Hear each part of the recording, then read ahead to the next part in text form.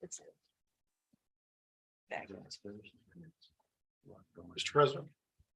You're live. I call to order the Westlake City Schools regular board meeting for today, Monday, July 25th, 2022. Roll call Kraft, here. you're not. here. Fanukin, Here. Lizinski, Here. Stoll. Here. You'd all stand and join me for the Pledge of Allegiance. I pledge allegiance to the flag of the United States of America and to the republic for which it stands, one nation, under God, indivisible, with liberty and justice for all. We gather today as we serve our mission. Our mission at Westlake City Schools is empowering all students to achieve their educational goals, to direct their lives, and to contribute to society, as well as our vision. The Westlake City School District will provide a dynamic, student-centered, 21st century learning environment. Our district will be characterized by high achievement, actively engaged learners, mutual respect, shared knowledge, pursuit of new skills and capabilities, collaborative learning, willingness to take action, a team commitment to data-driven continuous improvement, and tangible results. Is there a motion to approve the agenda? So moved. Second. Discussion? Roll call? Stoll, Yes. Fanukin, Yes. Kraft, Yes. Lizinski, Yes. you're not. Yes. Motion carries. At this time, we have a hearing of the public for anything that's on the agenda. The public may address the board during the periods of the meeting designated for public participation. Each person addressing the board shall give his or her name and address. If several people wish to speak, each person is allotted 3 minutes until the total time allotted is used. During that period, no person may speak twice until all who desire to speak have the opportunity to do so. Period of public participation may be extended by a vote of the majority of the board present and voting. Is there anyone who would like to address the board at this time? Seeing none, we'll move on. We've all had an opportunity to review the minutes. All those who approve these minutes for the special meeting on June the 13th of 2022 and the regular meeting of June 30th of 2022, say aye. Aye. Those opposed say no. Minutes are approved. And at this time, we have informative reports. Dr. Goggin, the superintendent's report. Great. I will have a relatively short report this evening. If any students are watching this particular broadcast, they may want to cover their ears at this point, because I am announcing that we have 30 days until the first day of school. And I know I say yay, I get excited about, but I understand that, you know, some students may want to have summer last a little bit longer, but it is 30 days until we have our first day of school. And we're excited about starting the school year, and credit Mr. Mavers here tonight, Mr. Wilson, Mr. Kosovar, my HR director, as well as my directors in building leadership, have really done a nice job in staffing. We've had many staff members come in who are going to be new to us, and we're really excited about the team that's being put together, both administratively in our certified staff and our classified staff. So we're really, really excited about being able to put that team together, because it has been hard. You see in the news where there are districts throughout the country who are even having a hard time staffing and filling enough positions. We believe that not only were we able to staff, but staff with incredible people who are going to come in and help us meet our vision, our mission of our school district. You know, we'll still battle substitutes. We know that's going to be an issue going into it. We're going to do everything we can with that. But we start off the school year fully staffed, and we're very excited about that. I have 2 people on the agenda this evening, and one of them is here tonight. And I have, let me just go through this, make sure I get this right. So we have Deidre Oliver, who is on vacation, but we did meet with her and are recommending her to come in as a teacher to work with our students who are not English language proficient yet. We've had a good number of students enroll. I know the last I spoke to Mrs. Musselman, we were at 41 new enrollments of students who needed screening for English language services. So it is a position of need for us. And also you'll see on the agenda where we are recommending that Jenny Petticourt become halftime and have her do halftime coordination and halftime teaching, because one of the things that we really need to build a primary focus for her is going to be our new students, the ones, I'm drawing a blank on the name, Paul. It's our newcomers, the newcomer program.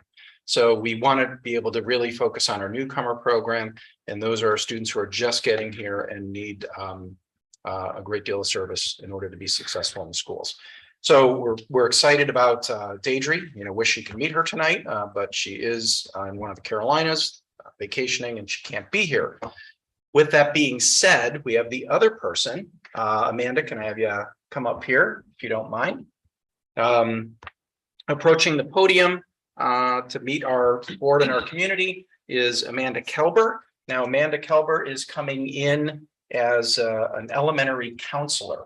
Amanda has spent the past 4 years, was it, in Avon Lake, serving 2 different elementary schools there? 2 elementary buildings, yeah. Okay. And so she's done that for the past 4 years. Prior to that, she was a test coordinator in Parma. Yep. And then I even think did some work in Brooklyn and had the chance, the pleasure to meet Mr. Hopkins. Always wonderful. So Amanda is joining us. We're really excited about getting Amanda. We had a staff member leave, and it was like within, I think, 2 days, we had the chance to meet Amanda, brought her in, and we were just blown away to have someone of her caliber come in and be able to join us at that time. We were thrilled. We're excited to have her, and just introduce Amanda to you. Amanda, anything to? Not much. I mean, I'm really excited to be here, obviously. And just from the moment I got the call to interview and just working with some of the staff already, it's been incredible. And I mean, I know people are in and out with summer break, but they've done nothing but been welcoming and supportive, just getting me going. And even the elementary administrative staff and the counselors have already been like, what do you need? We're here for you. So I'm really excited, and I hope we can do some great things together here. Good. Thanks, Amanda. Any questions for Amanda? Just Mrs. Calver, thank you. Welcome. We're excited for you to be here and all the great things you're going to do in the district. I can't wait. Great. Thanks. Thanks, Amanda. Thank you. Finally, not a great topic to talk about, but I think it's important to talk about is we have spent a good amount of time this summer on school safety, increasing our preparedness, unfortunately, in that way. Want to share that there's going to be a message going out to our staff and our parents on Wednesday, on August 2nd. So what is that, next Tuesday?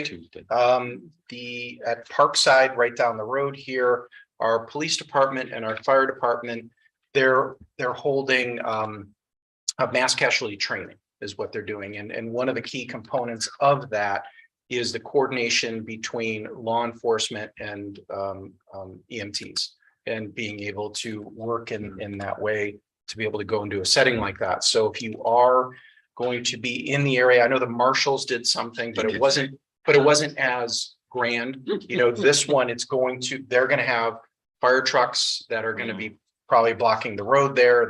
Because they want to see, how do they position the truck in a situation like that, and to be able to do that. So it is going to be more active. There'll be sirens, there'll be a lot of noise. And we just want to make clear that next Tuesday, August 2nd, it is a drill. It is a drill in the old Parkside building. We are sending out a communication on Wednesday to make sure that, and I know the city's doing the same thing as well, but we want to make sure it's out there. We're very grateful for that. Where we were able to sit in those conversations between the police department and the fire department, and watching them coordinate is very impressive, and the community should be proud. So those are the things that I wanted to cover this evening. And if you want to touch on any of my recommendations later, you're more than welcome to ask questions about that. I do have a question. Registration gateway, with it being 30 days, that opens this week? It opens this week. And as a matter of fact, Mrs. Musselman is working on was finishing the letter, then it was being converted to a PDF, and she was called to grand jury duty this Oh, morning. no. So the goal was to get it out tomorrow morning, and I think we still have she didn't have the software on her computer in order to do the conversion, so we're working on the conversion and it will be going out. But technically it is open, so you can click on it. However, the official letters will be going out, I would say, by Wednesday, I think. So it's ready to roll. And kudos to yourself and Mr. Maver and rest of the administration on staffing, because I know it's been a busy summer. It's been the busiest summer that we have not had, and really you're seeing it through districts around. And I do think coming out of the disruptive time, because I can't say we're out of COVID because COVID's spiking again, but through that time where it really caused the disruption in schools, we're seeing people leave the profession. We're seeing people transfer within, like the district, going from building to building, and we're seeing people transfer schools. And it's just, we've not seen it happen like this before. And also with the ESSER's money being able to create a new position, for example, the new counselor position, we also saw an increase in some staffing. So it's been very, very busy. And, Mr. Maver finally gets a little bit of a break, and we get to enjoy the staff that we're able to hire. Anything else for Dr. Godwin? We're going to move on to the treasurer's report. Mr. Hopkins. Thank you, Mr. Kraft. Just briefly going over, I do appreciate again the board meeting on June 30th. As my fantastic office staff was able to work through our closing. We did officially close our books on July 5th. Really, that was only 2 business days because of the way the weekend and the holiday fell. So I'm very pleased with that and the work that they did in order to get our books closed. Finalizing our books for the fiscal year 2022, as we will now be entering our process of auditing. But as a quick synopsis for the board, we finished the year with a surplus. So we were not deficit spending, but a surplus of just under $2.5 million. It brings our cash balance as of June 30th up to $32.6 million. And our unencumbered cash balance to about $30,500,000. So we're positioned very, very well. We are up on a cash basis about that $2.5 million from the previous year. So we're doing everything right. Again, we're doing everything we can, but we know that there are some external forces that will increase some of our costs this year as we continue to see inflationary growth, whether that's in utilities, whether that's in supplies or equipment purchases. It's just unfortunate. But we do everything we can to try to get best pricing, whether that's joining consortiums for purchasing. We're part of Ohio Schools Council that does a nice job in helping to aggregate electricity, Power for Schools electricity program, or their natural gas bulk purchasing. We work through the city for some of our bulk purchasing, like the road salt that we utilize, or the gas pumps that we do with the city as well. And of course, we try to get either consortium-based pricing or just the best price possible and getting multiple quotes for any of our supplies, materials, and equipment. So the district is doing everything we can to help be as considerate to our taxpayer as possible. But we do realize that there will be some external inflationary forces that we'll see driving costs for us. But all in all, a excellent fiscal year 2022 financially. We are positioned well going forward. All of this will come to the board, ultimately the finance committee and then ultimately the board in October, November-ish, when we do our 5-year forecast again for this upcoming year. But with the way things are right now, we're not, obviously not in the ballot in this November. There does not appear to be a reason to be on the ballot next year in calendar year 23. So we'd probably be looking into calendar year 24 at this point. At the earliest, again, we monitor how our revenues and our expenses go, but we'll see going forward. So again, to remind our public, I know the board is fully aware, but last time we successfully passed a operating levy was 2006. So the district has done very, very well to extend that. So really, we're looking at roughly an 18-year break between a passing successfully and the next time we would potentially be looking to go to the public for operating funds. We are opened up for our fiscal year 23, operating under temporary appropriations that the board approved on June 30th. Our budgets have been sent out to budget managers to work through their line items. We know a lot of our administrators who oversee budgets this time of year is their downtime, and rightfully so. But as most of our administrative staff are coming back into full force August 1st, we'll have those budgets put together. We are legally required to present to the Board of Education by no later than September 30th to have our budget for the year and permanent appropriations set by the board. So we see no reason not to hit that. And if I can hit it in August, we'll hit it in August as well. But things are rolling along well, and we're in a good position financially. That concludes my report. I'm happy to go into my recommendations if there's no questions. Any questions for Mr. Hopkins? I'll just state thank you and congratulations to you and your team for a job well done. Thank you very much. Tonight before the board, I have 5 recommendations. I'll briefly go through them. Our first one is our facility rental fees. We did meet in our finance committee a couple weeks ago. We did make some minor changes to the facility rental fees and reviewed them. I appreciate the work of Mr. Kosovar in putting this together for the board, as well as gathering other districts or facilities to make sure that we're competitive in what we charge, and we're not taking a loss to the district in renting to outside organizations. I do have as 4B is our student activity purpose statements and budgets. Annually, the board approves the purpose statements. These are on paper. They're stored in my office. People turn in, but this is a quick description of each account and the estimated revenue and expenses. You'll notice that just because they have them down there, it doesn't necessarily equal a net zero. Revenues may be lower or expenses may be higher. That's based on money that they would have in their account already. C, I have a then and now. I have several, or just 3 then and nows listed there. D and E are payment in lieu of transportation. D is the final approval of some students that late paperwork turned in, or we had missed them initially, for students who attended school in last school year, 2021-2022 school year. This is for students that we do not transport to their non-public school of choice. E is a listing of all students. So the state of Ohio made some changes to the payment in lieu of transportation process. We know going back to the biennium budget bill, they did change the amounts. It used to be a minimum of $250, which we had paid.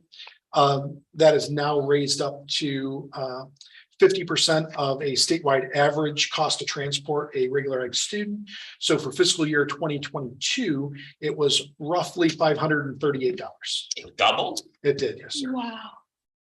And going into fiscal year 2023, it is set at that same amount right now, but it can change annually based on that average, statewide average as determined by ODE. So they set that now for us. We have no say in the process. It's based on transportation reporting.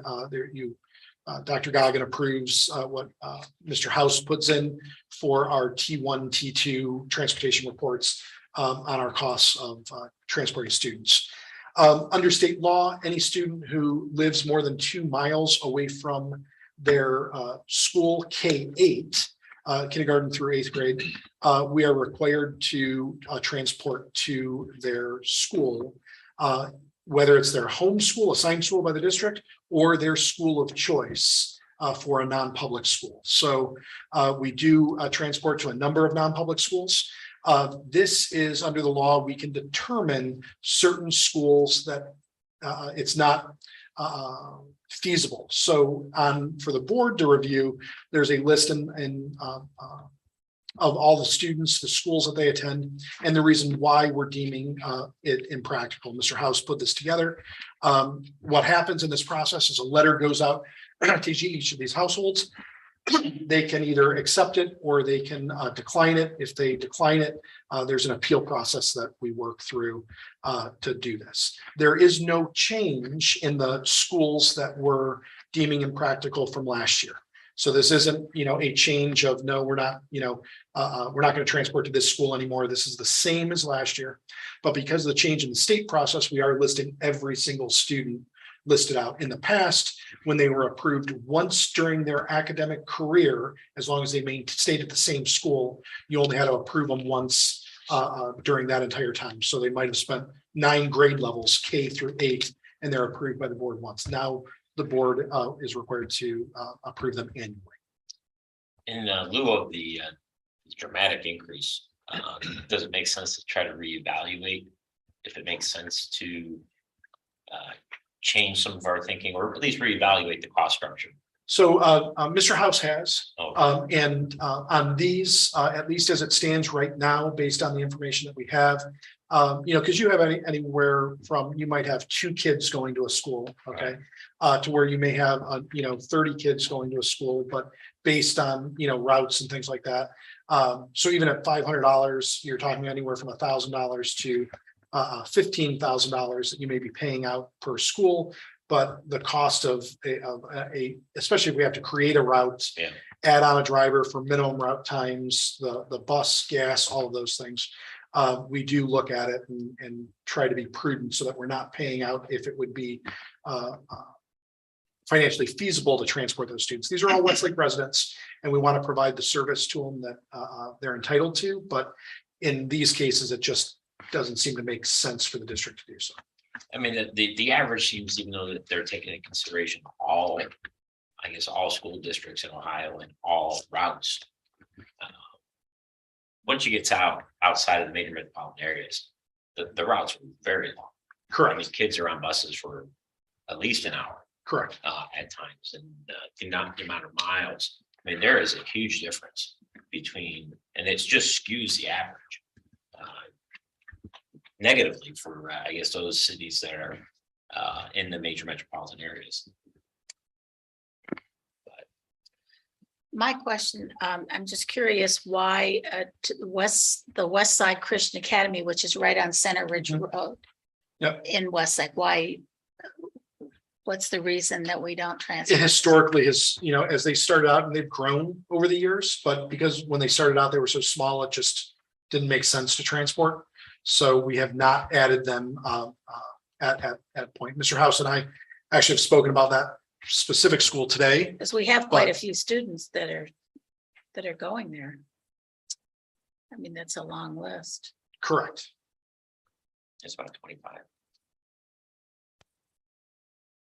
One more, yeah.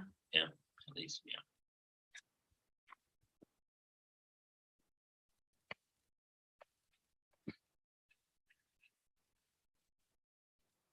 Well, there's our state legislature looking out for everybody. Okay. So if it so pleases the board, I have no problem combining 4A through 4E. Is there a motion to approve treasurer's recommendations 4A through 4E? So move. Second. Discussion? Thank you, State of Ohio. Thank you, Mr. Kosovar, for taking the time to update the facility fees, because I know that took a considerable amount of time. And now there's a new management system, reservation system that's going in. That is correct. It's Okay. it's called FMX. It replaces school due. The calendar will be visible and accessible on our website. And an outside user can go on, search rooms or facilities that they may want to have interest in renting, and be able to go through the process to register. Awesome. Thank you.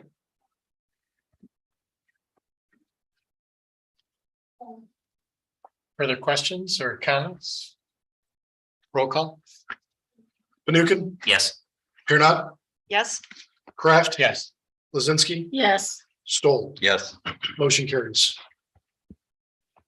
Next, we'll touch on the superintendent's recommendations. Dr. Guy. Great, thank you. I'll try and go through these relatively quickly. Most of them are employment related. 5A is a catch up from last year where Mrs. D'Agostino served as the lead principal and we had assigned a stipend to that. That's making up for that. 5B are the extended days for Mr. Plantner as he's coming in and taking over the elementary school. Letter C, approve extended time for licensed staff members, and these are our school counselors and our school psychologists. Letter D is to approve ESY employment for a licensed staff member. That's for a teacher visually impaired. Letter E is approving Amanda Kelber and Deidre Oliver, Amanda, who you met a moment ago. Letter F is what I discussed before about having Mrs. Petticourt take on half-time ELL coordinator as well as being the half-time ELL teacher. Letter G, a motion to approve the employment of classified staff members. We've talked a lot about the hiring of our certified staff members, but we've also been working really hard on making sure we get our classified staff as in place as well. Letter H, resolution to approve supplemental contract. This was for Dr. Bishop last year.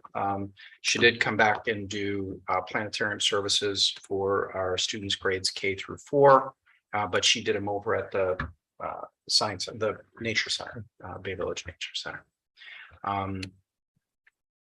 Letter I is a motion to approve activity and club supplementals for Mrs. Barth and Mr. Friedrich for ski club as well as newspaper advisor. And then a resolution to approve supplemental contracts. These are our team leaders for the elementary school. Letter K is some athletic supplemental contracts as well. Primarily fall sports. I know I got a question, we did just announce that we're going to recommend Luke Harris as our head boys basketball coach. We'll put that on later. This is primarily our fall sports at this point. We have an amendment, a motion to approve the resolution 2270 for a correction to be made there. And then letter M, a motion to approve a contract for North Coast tutoring services. And then the last two, the letter N, 5N, is to approve the employee handbook, which has been developed. Actually, Mrs. Hoffman did a great job with that. Updating that. It's been a while since it's been updated, and there's a lot of relevant policies that we wanted to get out there.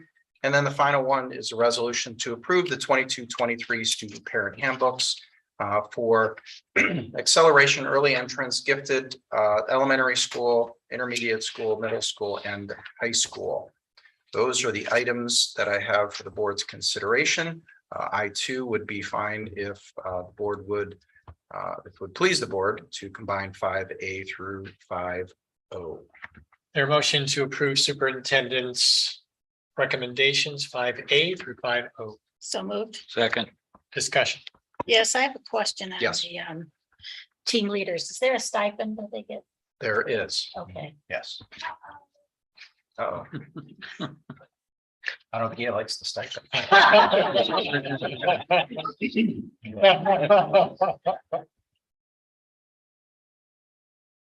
a big thank you to Mrs. Musselman and Mr. Wilson for all their work on the updating of the handbooks and everybody else involved with those. We know that's a very time-consuming process. So, thank you. Further discussion? Roll call? Lizinski, yes, Stoll, Yes. Fanukin, Yes. Kraft, Yes. here not, Yes, motion carries.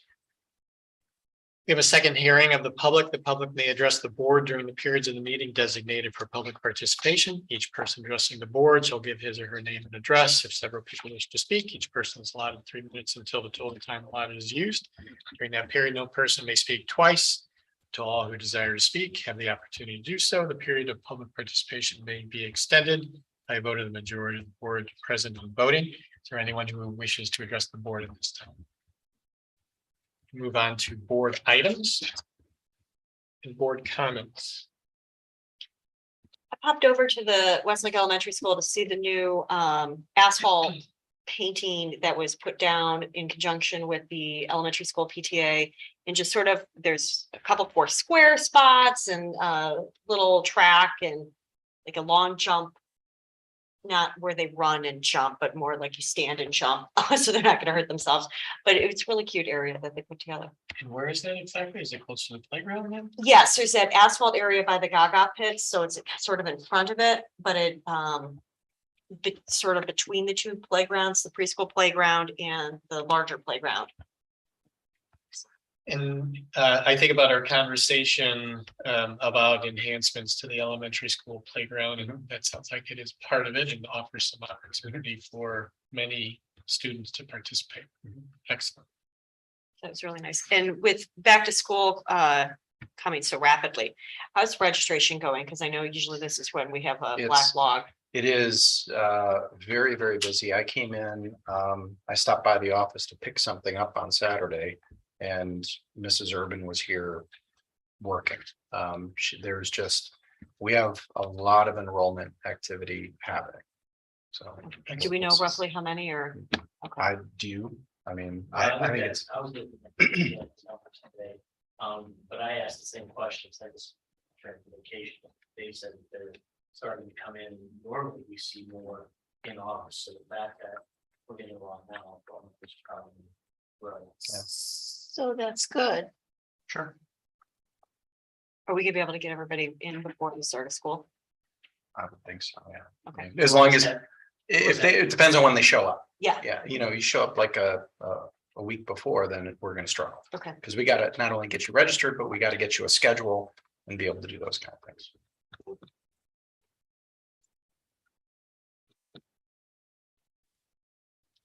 I had a question for Mr. Kosovar. I think about the Bassett School campus, and we're finished with Bassett School campus, right?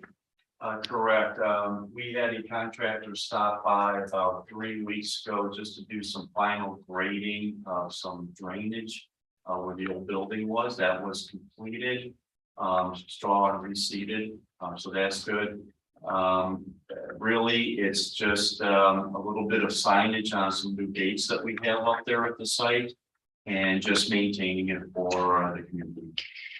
And we'll eventually take down the construction debris barrier. That is something that's dictated by the city and the Oh. EPA. So once we get a certain percentage of growth coverage over the Got site, that will come down. That's So good. it's monitored by the contractor and by the city. Awesome. Thank you. Thank you. Can either of you give an update on O Sports?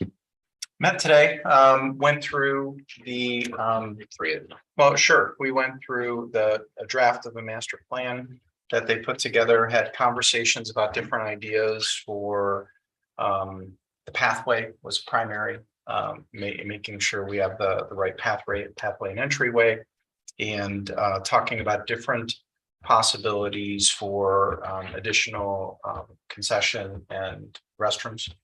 Just to clarify, this is for the fields that we've been discussing, baseball, softball Correct. fields behind the high school. Correct, Okay, yeah, right. Just wanted to Sports. clarify. Yeah, it is, that's Okay, correct. thank you. And they're going back and they're gonna put together another more detailed plan to be able to do like a fly-through type of thing. And get a better perspective of what we're planning, and we're to have that by the end of August. I did reach out to our recreation director, Mrs. Horner, and to find out, I'd like to present in September. But I don't know if it's going to be rec commission first or council for, however, whatever process they're comfortable with. We're going to be ready to present something in September. Thank you. Yeah. And you will lead that process. Correct. Thank you. Dr. Goggin and I had an opportunity to speak briefly about strategic plan and the means of communicating progress and just a good conversation with regard to that and how the board would like to see that progress. And Dr. Goggin had some great ideas. You think of the various areas of the strategic plan and the specifics underneath, and being able to use that strategic plan even itself and as a document to communicate progress on these lines on an ongoing basis. But at this time, with regard to sharing progress on strategic plan, any other thoughts or comments? No, and we are connecting with an organization called Brave Ed, and it's benefits-based accountability. We'll be talking about it in our administrative retreat on August 8th. We're going to have the person actually speak with the administrators. And it's really taking not only our strategic plan, but compliance things that we have or other goals that we've set, and then put it into a working model. And then so we're able to present because, because things don't happen in isolation. It's not like we're focusing on the strategic plan today and then our compliance issues tomorrow. They're all kind of embedded into how we're operating our organization.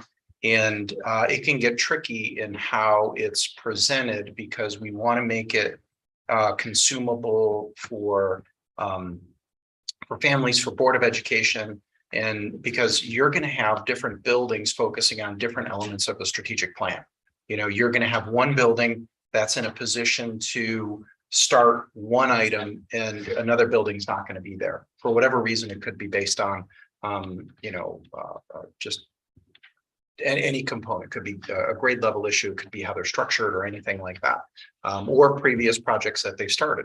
So that's what we're looking at is taking that benefits-based accountability and be able to bring it in, integrate it, and have it tie into our strategic plan.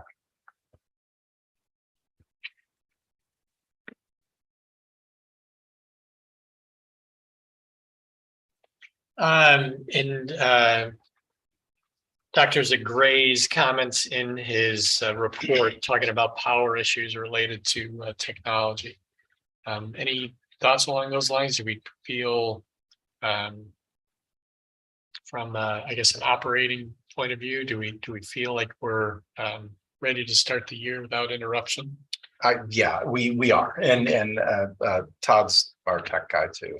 He's really good with the tech. Did you have any? No, I think that, the issues that we've experienced, I think as residents, many of you have experienced where, you have a storm come through, wind or just a rainstorm come through and you get knocked out of power a little bit. We did have an issue with our generator at the high school where I think it was the starter on it was out, and that took a week or a week and a half to get the parts and get it corrected, and it has been corrected. But we do have battery backups in place. We do have the generators at the newer buildings. I believe we're well in position. Would we love to not have to deal with little power hiccups as often as we do? Of course, but I'm pretty sure all of you experience some of the same things we do, where I think our transportation building was out this morning after some, storms last night. The So west side was out. yeah. So ideally, someday, maybe the whole community will get an upgrade, but we're in a good position right now. See, I'm lucky. I'm back up to the high school, so I'm usually pretty good. Did you connect to our generator? An extension cord is through the woods. Totally, that's what's going on. I know when there was that big power outage a couple of years ago, Which big one? back in, not the big the one big that big took one. out like the entire eastern seaboard. But the one pre-COVID when it took out most of the buildings and the generators kicked on, but DIS did not have a generator. Correct. Have we fixed that? Or is that still I don't- an issue? No, we still don't have. No, and I think part of it is because of the age of the building, Okay. for a generator to work, either you design the building for a generator or you have to do significant electrical upgrades and rerunning of wires in order for that to work, and that hasn't been feasible. Further board items or board comments? Is there a motion to adjourn? So moved. Second, Discussion? Roll call? To adjourn at 6:40 PM. Fanukin, Yes. here not, yes? Kraft, Yes, Lizinski, Yes. Stoll. Yes. Motion carries. we are adjourned. Thank you. So we should.